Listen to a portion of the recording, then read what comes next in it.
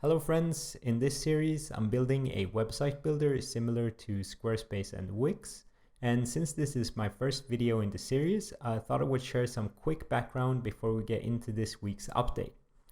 So if we take a look at my YouTube channel, we can see that my last upload was over 5 years ago, and it was actually also me trying to build a website builder.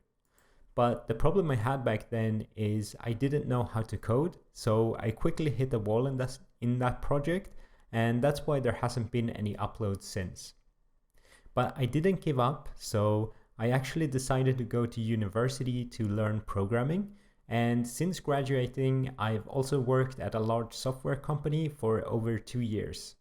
So I feel like now is the perfect time to revisit this project and actually complete it.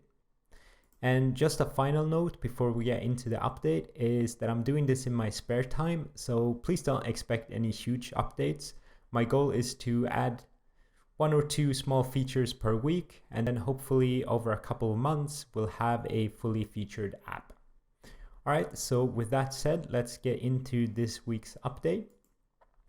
And I've deployed the application over at bluekey.io, so if you want to try it for yourself, then I'll always keep the latest version deployed at this domain, so please check it out if you want to. Alright then, so the first goal I had with this application was to give the user the ability to add blocks to their page. And if you're not familiar with website builders, then probably that doesn't make a lot of sense, so let me just explain the premise a bit.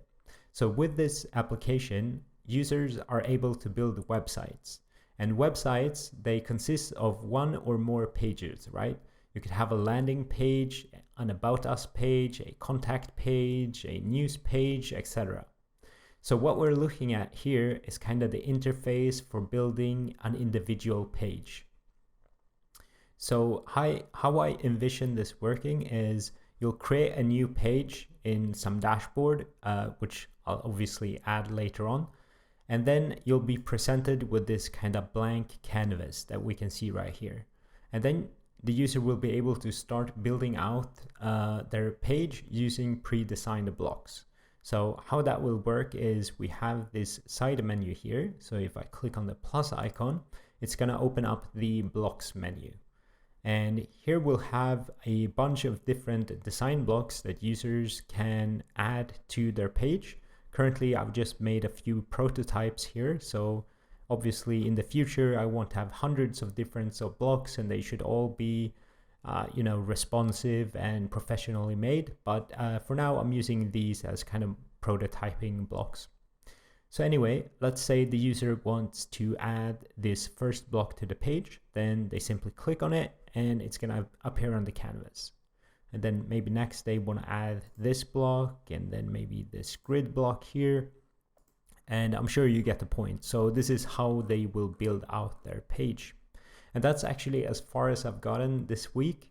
But before I close out the video, I just wanted to share what I'm doing next.